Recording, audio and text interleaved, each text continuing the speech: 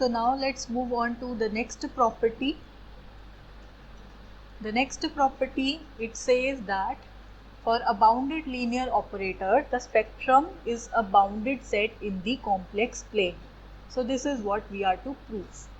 So this result is given in the form of this theorem. It says that the spectrum, which is defined by sigma of t, the spectrum sigma of t of a bounded linear operator t, which is defined on a complex Banach space. What is a Banach space? A space a normed space which is complete in itself. So for this Banach space, we say that spectrum is compact set and it lie in the disk which is given by modulus of lambda less than equal to norm of t. So what is this disk? This disk is having center at 0 and the radius of this disk is less than the norm of t. Norm of t is simply a number, right? So we say that the resolvent set corresponding to this operator t is non-empty, right? So this is the theorem here. For the proof here, first of all, we assume that the resolvent set is not empty. That means lambda is not equal to 0. If lambda is not equal to 0, we may define the inverse of this complex value, that is kappa. So it is defined by 1 by lambda, which is equal to kappa. So according to this kappa, we may define the resolvent operator t minus lambda I inverse. This is according to the definition for resolvent vector. So we may write this in the representation minus 1 by lambda I minus kappa t inverse, right? So when you have, so basically how this thing is obtained, here you may write this t minus lambda I to be, you may take lambda common from this, so it would be I minus 1 by lambda into t, right? And what is this 1 by lambda? That is kappa. So I minus kappa into t. So what here, instead of t minus lambda I, what do we have? We have the inverse of this thing. So that means we have the inverse of this thing. So its inverse would be the inverse of lambda. So lambda inverse would be 1 by lambda, and moreover we have I minus kappa t inverse. So according to this, we have minus 1 by lambda, and moreover we are taking this minus common from this. So that is why this I is coming here in the front. So therefore we have written this term to be this term. And so in the previous theorem we have seen that if you have the operator of this kind, I minus some t inverse, where this is some bounded operator, so you may write that in terms of infinite series of this kind.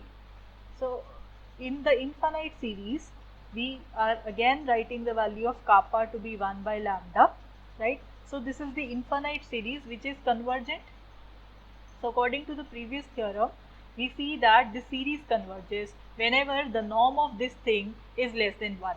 And what is the norm of this thing? You may separate out the terms. So the norm of this thing is the modulus of 1 by lambda multiplied by the norm of t. So this thing should be less than equal to 1 according to previous theorem, strictly less than 1. So according to this result, you may write that your lambda, modulus of lambda, that is greater than the norm of t. If this is greater than norm of t, so that means whenever you take some lambda from the resolvent set R lambda, right? So in that case, this condition holds for that lambda. That means it has no upper bound for that lambda. So for any regular value, we may say that it lie outside this disk. If this lie outside the disk, that means all the spectral value lies inside the disk, and we may say that the spectrum lie within the disk because it is the complement of the resolvent set, and all the regular values, because they are lying outside of this disk, so its complement has to lie within this disk. So now all the spectral values are lying within this disk, right? having center as having center at 0 and the radius as the norm of t, right? So therefore we say that we have found a bound for this spectrum set, which is the boundary of this disk.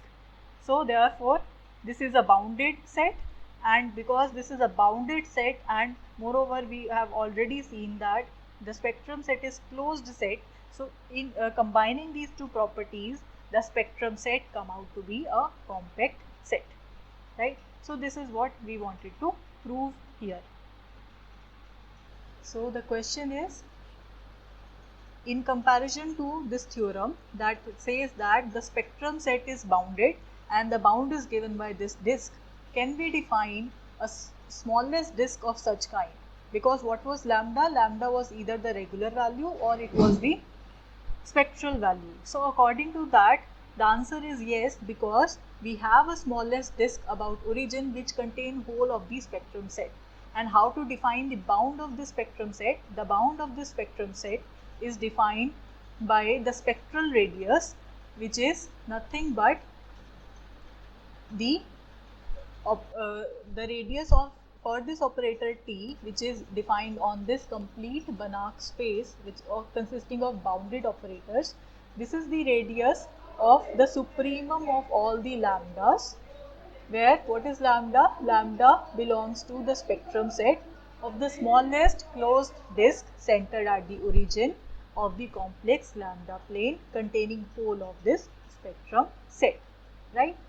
So that means all of the spectral values that are present in the spectrum set, the smallest of that, the supremum of that spectral value is the spectral radius.